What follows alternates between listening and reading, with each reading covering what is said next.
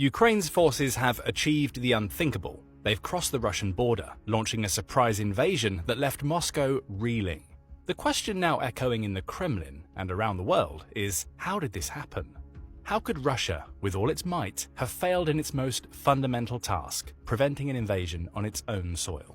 As of this script's writing, Russia's so-called special military operation to reclaim Ukrainian land has turned into a nightmare. 900 days in, and it's Ukraine that's rewriting the rules of this conflict.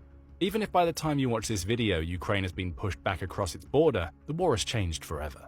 But to understand Russia's catastrophic failure, we need to explore a critical factor that has ironically aided its collapse more than any Ukrainian offensive ever could: NATO's restraint.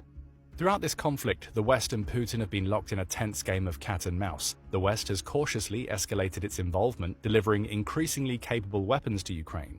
Each time, Putin responded with his usual threat to unleash nuclear devastation, and each time, the West hesitated.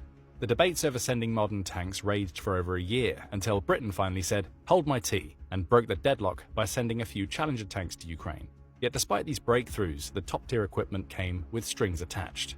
In a bid to avoid provoking Putin's wrath, Western powers imposed heavy restrictions. Weapons couldn't be provided to Russian rebel forces. Ukraine was initially forbidden from launching strikes into Crimea, and any cross-border attacks by Ukrainian forces were strictly off-limits.